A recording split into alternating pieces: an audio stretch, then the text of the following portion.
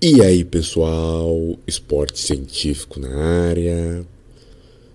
E hoje vamos falar da trajetória do Corinthians no Brasileirão de 98, Brasileirão no qual o Corinthians ganhou. E vamos falar aqui do primeiro jogo da fase de mata-mata, na época que o Brasileirão existia, o mata-mata, no jogo, nos 3 jogos, regra do Campeonato Brasileiro de 1998, as quartas de final do Campeonato Brasileiro desse mesmo ano de 1998. Só que um adendo, né, antes de falar do contexto do Grêmio e do Corinthians da época. Eu estava um tempo sumido aí do canal. Não, a vida não aconteceu como na Copa do Mundo, qual pós diversos jogos tinha um vídeo, enfim, né? Voltamos à realidade dos campeonatos nacionais e principalmente para nós brasileiros do Campeonato Brasileiro e da Copa do Brasil. Provavelmente eu faça vídeos da Copa do Brasil, principalmente das fases finais. Gostei dessa questão de fazer vídeos não só antigos, mas de atuais, além de outros tópicos que eu vou trazer para o canal. Mas temos a nossa vida, o canal aqui é meramente uma questão, dá para dizer que é um hobby, mas por outras questões. Um dia eu faço um vídeo explicando por que eu fiz esse canal. Mas você que não conhece o canal, caso tenha o algoritmo tenha mostrado esse vídeo para você, esse canal fala do esporte, principalmente do futebol, e fala de coisas que não estão sendo faladas por diversas pessoas e de coisas que incrivelmente muitos torcedores às vezes se esquecem. Postei aqui, estou ouvindo da década de 90 para cá, a atualidade, e trazendo as finais das Copas do Brasil, Libertadores e aqui no caso o Campeonato Brasileiro. Nesse jogo dessa questão do Brasileirão, então você que gostou, antes de eu seguir comentando, você que gosta de vídeos mais pensados, de coisas assim, esse é o seu lugar. Que a mídia esportiva, os meios de comunicação esportivos estão deixando a desejar em alguns conteúdos históricos, tá muito sensacionalismo e pouco conteúdo. Então esse é um canal que tenta suprir um pouco isso, não tem grandes edições, eu mesmo não vai sair algumas questões da minha fala que não tem grandes cortes, então trago isso para você que de qualquer idade queira saber e que mesmo os torcedores dos times não estão fazendo. Bom, feito esse grande preâmbulo, tem que primeiramente fazer primeira ressalva que esse Campeonato Brasileiro de 1998 era um mata-mata, e nessa edição especial eu acho que foi um dos motivos que o mata-mata acabou, que eram essas grandes invencionices. Nesse ano de 98 existiram 3 jogos no mata-mata. Eu confesso que até eu vou pesquisar esse pós esse jogo, mas nesse mesmo jogo eu ouvi isso. E foi uma falha minha não ter pesquisado já para esse vídeo, mas para os próximos vou pesquisar. É que um clube teria que fazer 5 pontos, enfim, né? Para não ter o terceiro jogo. Então, o que acontecia? Mas eu acho que não era bem 5 pontos. Por que eu comento isso? Na verdade eram 5 pontos, sim, vou explicar. Então, para um time não ter o terceiro jogo, ele tinha que ganhar os 2 jogos, o primeiro e o segundo jogo. Aí ele evitava o terceiro jogo. Só que isso nunca aconteceu. Então, por exemplo, vou dar um exemplo hipotético, se o Corinthians ganha o primeiro jogo ou o Grêmio ganha o primeiro jogo, o segundo jogo, caso... Vou dar um exemplo mais concreto desse jogo que aconteceu. O Corinthians ganhou esse jogo de 1-0. Não é spoiler, enfim. É história. O Grêmio... Aí eu não vou falar dos outros jogos, mas o Grêmio, para ter o segundo jogo, o terceiro jogo, ele tem que no mínimo empatar o segundo jogo. Se o Corinthians ganhasse o segundo jogo, o Corinthians não deixaria a existência do terceiro jogo. E o Grêmio, no terceiro jogo, vamos dizer que o Grêmio empatou o segundo jogo. No terceiro jogo, o Grêmio teria que ganhar de 2 gols. E para assim passar de fase, no caso, a semifinal. essa era a lógica do Campeonato Brasileiro de 1998. Eu vou fazer, eu acho que isso, em outro vídeo, a explicação, porque merece uma explicação. Mas como eu montei já aqui o contexto, sem essa explicação, vai ficar de lado inicialmente. Fiz essa contextualização do Campeonato Brasileiro de 98 e o Grêmio de 98. Bom, o Grêmio passou pelos 4 anos gloriosos e eu expliquei aqui por que caiu. Inclusive esse vídeo poderia ser um dos motivos, né, do fim da grande trajetória do Grêmio naqueles 4 anos gloriosos, que tem série aqui no canal. Você podia até montar uma playlist, mas quem quiser pesquisar, quiser se inscrever no canal, tem vídeo sobre tudo isso. O Grêmio tinha os 4 anos gloriosos e provavelmente os torcedores estavam muito ansiosos, porque o Grêmio estava com um time muito abaixo, já desde 97, mas em 97 o Grêmio nem tinha ganho a Copa do Brasil em cima do Flamengo, e o Grêmio em 98 perdeu, foi eliminado por Libertadores pelo campeão, o Vasco, que inclusive eu vou fazer uma série aqui do Vasco campeão da Libertadores de 98, e o Grêmio perde para o Vasco, e das diversas interpretações, muitos torcedores imaginam que interpretaram que, bom, mas perdemos para o campeão, então temos chance no Brasileirão. E o Grêmio era muito respeitado nesse contexto dos anos 90. O time completamente modificado dos anos anteriores, aqui a escalação: Derlei, que todos devem conhecer, né? Valmir, aí já entram nomes mais desconhecidos: o Ronaldo Alves, o Scheid, que muito elogiado, inclusive pelo Galvão Bueno, depois jogou no Corinthians posteriormente, inclusive o Roger, atual treinador, que talvez deva estar treinando o seu clube quando você estiver vendo esse vídeo, dependendo do contexto, se bem que o Roger já se desgastou muito, hein? O Fabinho, goiano aí sim, um dos poucos, goiano, Roger e Derlei, os 3 únicos dos anos gloriosos dos anos 90, que se permaneceram no time. Aí já com outros nomes, de Jair, o Itaqui, Zé Alcino e Zé Afonso, a dupla dos Zés no ataque. Só outro detalhe e o técnico Celso Roth, que um ano antes comandava o Inter, naquele brilhante ano de 97 do Inter, e que não só ganhou o gauchão do Grêmio em 97, que tem vídeo aqui no canal. Das diversas, uma curiosidade que eu não falei, esse primeiro jogo foi no Estádio Olímpico, e o Ronaldinho já estava nesse time, estava no banco. O Tinga também, inclusive, entrou nesse jogo, mas o Ronaldinho era muito novo, enfim, não podemos culpar, tem gente que culpa o Celso Roth por causa disso. O Itaqui, naquele contexto, merecia titularidade. Até vou comentar sobre a questão do Itaqui nesse jogo. E o Grêmio se classificou em 8º. Um dramático jogo contra a Portuguesa de 4-2. O Grêmio ganhou, a Portuguesa virou. O Grêmio foi lá, conseguiu virar para 4-2 e dependia de resultados para se classificar, e conseguiu esses resultados. De fato, o Grêmio se classificou em 8º. Então, aí vocês veem, né? O Grêmio se classificou em 8º,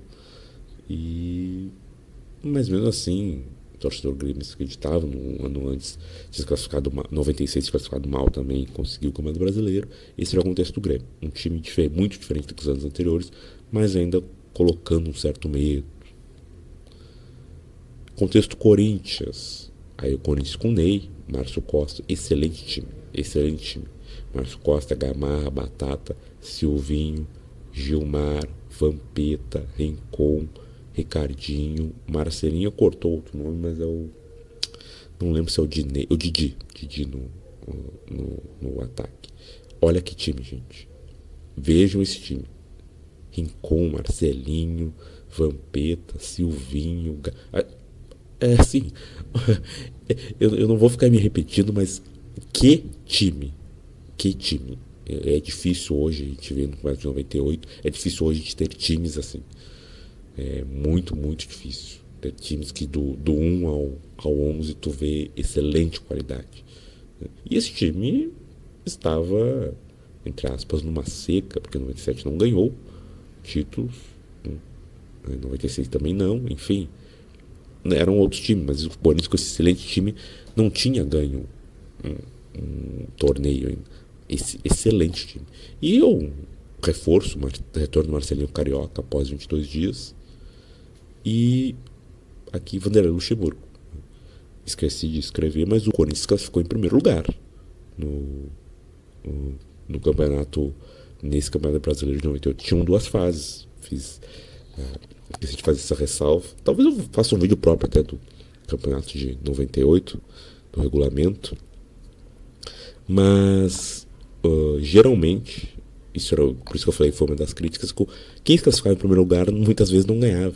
Aliás, a regra era não ganhar. E o Corinthians não, ele se classificou em primeiro lugar, mostrando o ímpeto, e acabou, né, conquistando o título com esse excelente time. E por que eu coloco o Luxemburgo aqui?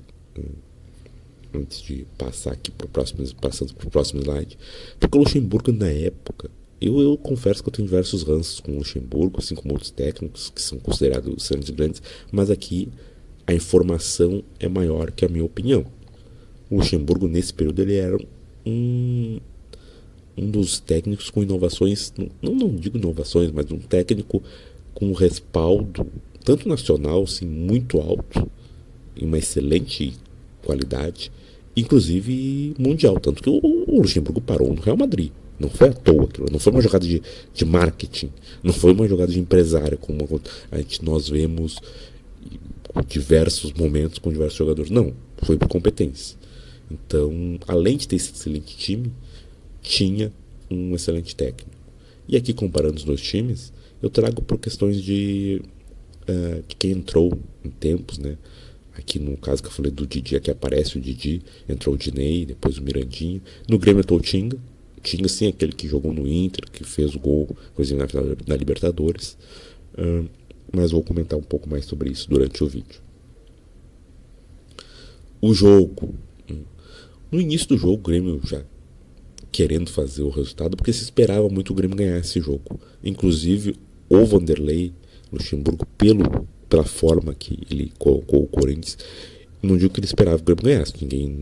Um treinador como ele naquele período e com aquele time não era para isso. Mas o Corinthians claramente veio para um empate no Estádio Olímpico. E só para colocar as questões anedotas, o Rotti disse, aí o repórter comentou, para ninguém o time foi orientado para isso, para ninguém cometer uma falta perto da área. E o repórter, tanto o repórter como o Galvão Bueno, falando, acho que era o Regis Reis, o repórter, mas tanto ele quanto o Galvão Bueno falando que o possível medo do Marcelinho, e obviamente estava na conta isso. Marcelinho que voltou após 22 dias, obviamente estava na conta isso. O Zé Afonso perdeu chances no primeiro tempo, chances que aí outro ponto, né? O Grêmio sem Jardel, o Grêmio ficou muito refém de um centroavante. Mas alguém deve ter pensado, o Jardel saiu a tempo. Sim. O Grêmio improvisou depois Paulo Nunes e não conseguiu outro nome pós-Jardel.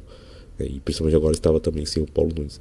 E o goleiro Ney salvou uma bola encabeçada do Zé Alcino, mas não só do Zé Alcino, como diversas jogadas. Claro, não foi aquele salvar de meu Deus, não foram defesas tão espetaculares, mas o Grêmio teve um grande volume de jogo no primeiro tempo, querendo vencer o jogo. Enfim, na troca ali no intervalo, o Itaqui, que era o titular no lugar, como eu falei, o banco dele era o Ronaldinho Gaúcho, ele sente uma lesão e o Grêmio coloca o Robert. E eu acho que isso foi um dos pontos de alteração que implicou na derrota do Grêmio, porque o Robert não fez um bom jogo. Claro que foi uma troca que deveria ter sido feita naquele momento. Alguns devem se pensar, mas por que não colocou o Ronaldinho Gaúcho? Gente, até de pesquisar, mas o Ronaldinho Gaúcho talvez tivesse 17 anos, não sei quantos anos ele tinha ali. Era um jogador muito inexperiente. Colocar ele num jogo como esse é algo bem complicado. Só para avisar até uma contextualização, o Ronaldinho Gaúcho em 99, que ele surge no Campeonato Gaúcho, em 2000, que já é um grande nome no Campeonato Brasileiro, ele não era ainda, eu tô falando do ano 2000, ele não era o nome. O Grêmio, Campeonato Gaúcho de 2000, que eu posso fazer um vídeo aqui talvez, ele perde pênalti no final do Campeonato Gaúcho. Então, muito cuidado, né, com isso. E aí outra característica, o lateral Roger subia muito, fazia muitas incursões no ataque, coisa que não fazia com outro treinador. O treinador, tanto o treinador, que eu me esqueci o nome, Evaristo Macedo, em 97, como com o Felipão. Muito diferente. Temos que analisar aqui questões táticas, né? O Celso Roth é muito criticado, mas esse foi um achado, vamos dizer assim, do Roger, que ele deixava o Roger subir. E o Grêmio melhor no segundo tempo. Alguns devem estar pensando, mas só falou do Grêmio. O Corinthians teve no primeiro tempo uma chance com o Marcelinho, e foi uma chance sim que ele foi encoberto, perdeu. Mas é isso. Por que eu estou só falando do Grêmio? Porque o Grêmio, o domínio não era tão grande assim, não era tão claro, tão evidente, mas o Grêmio era melhor no jogo. E aí eu trago esse ponto. O Falcão, comentarista, dizendo isso. O Grêmio era melhor no jogo e provavelmente acharia um gol. Não falou exatamente assim, mas essa era a ideia. Logo o Grêmio acha um gol e sai com a vitória no placar. Mas, e o Galvão pergunta, mas e aí, Falcão, o que você acha? Se fosse técnico do Corinthians, o que você faria? E ele falou que colocaria o Mirandinha, porque eu confesso que eu nem conhecia esse jogador, e ele entraria e movimentaria muito mais o jogo. E o Luxemburgo, né? Eu não vou dizer que o Luxemburgo não ouviu isso, porque o Luxemburgo, quem sabe, é a história dos pontos, né? Talvez. Mas o Luxemburgo, com uma leitura muito boa de jogo, coloca o Mirandinha, coloca o Dinei e muda o jogo. O Corinthians passa a ter muito boas jogadas de contra-ataque. O Grêmio deixa de ficar com a bola muito mais no ataque, o Grêmio fica muito mais cadenciado e o Corinthians muito mais perigoso, assim. O jogo do Corinthians começa com a entrada do Mirandinho, que aí sim começa a ter chances de jogo. E numa jogada, numa lateral, que sobra aí uma jogada de gênio, não de gênio, né, mas que eu já falei do craque, do muito bom jogador aqui, mas a jogada foi a nível de gênio. Não foi um gênio, mas um muito bom jogador, que foi o caso do Rincon, que pegou uma jogada, mal dominou a bola, mas pegou a bola no ar e ele fez um golaço. Veja um gol. Talvez um dos gols mais bonitos do campeonato de 98, impossível de defender, e o Corinthians abre o placar no Estádio Olímpico lotado, né? Mesmo que a média pública não fosse tão grande naquele período, o Estádio Olímpico para esse jogo estava lotado, e aí se não vou dizer que rola o desespero, porque o Grêmio não se desespera. Mas um time que veio para empatar e o Grêmio que veio com a ideia de fazer o jogo aqui, sabendo que no jogo de volta poderia perder, o Grêmio sai com uma ideia de praticamente eliminado da competição. Eu vou falar isso depois quando entrar na questão do segundo jogo, mas o Grêmio sai com uma ideia de praticamente eliminado da competição. E o Corinthians aproveita muito, aí sim recua após o gol, mas não é ainda uma recuada covarde. O Corinthians continua jogando e o Grêmio cadenciando entre o time que não consegue ter muitas boas jogadas e não consegue fazer o gol. O Grêmio fica enrolado nesse contexto do Corinthians, né? O Corinthians não jogou, se for assim, foi compatibilizar o jogo inteiro, não jogou um bom jogo no sentido de dominar a partida, mas fez o que deveria ser feito através de uma jogada o gol do Rincon, e o Grêmio não conseguiu o gol de empate. Então o Grêmio sai de sua casa com uma derrota e com aquela lógica de virtual eliminação. Tem até uma entrevista do Goiano que eu não coloquei aqui, mas que eu estava pesquisando no jogo, que ele falou que o Grêmio pode conseguir a vitória baseando-se naquela lógica do jogo contra a Portuguesa, do milagre da classificação. Mas o clima era de derrota, muito de derrota, e contrário, no clima no Corinthians era de vitória no sentido que não precisaria nem do terceiro jogo. Esse era o clima na questão do jogo contra o Corinthians. Pessoal, eu não vou fazer considerações finais nesse vídeo, porque a minha ideia era juntar todos os vídeos e publicá-los, mas vai ficar mais de 1 hora esse vídeo, então, como minha mínima audiência aqui não comenta muito sobre os vídeos, eu vou publicar esse vídeo mesmo assim, só com esse primeiro jogo. E aí quando eu ver o segundo jogo, eu publico o segundo jogo e o terceiro jogo também. Não vai ter como eu publicar um vídeo sobre todos os jogos juntos, porque vai ficar muito grande. Eu ia fazer uma outra análise, mas basicamente sobre o primeiro jogo é isso. Não vou fazer considerações, já fiz aqui as considerações gerais sobre o primeiro jogo. Então eu termino por aqui. Vejam o jogo, os 3 jogos, caso não tenha alguma dúvida, alguma questão, podem comentar, porque eu todo o vídeo eu faço uma análise histórica do contexto, dos clubes, daquele Brasileirão em si, coisa que eu repito, não vejo aqui no YouTube. Tem gente muito bem informada, mas que não faz serviço de falar de partidas específicas, comenta isso em determinados pontos de outras questões. Mas enfim, é isso, pessoal. Até mais. Esporte Científico de volta aí com mais um vídeo e vamos continuar fazendo vídeo. E nesse ano de 98 vão ter muitos vídeos aí, torcedores vascaínos, análises, vamos comentar bastante sobre. Até mais.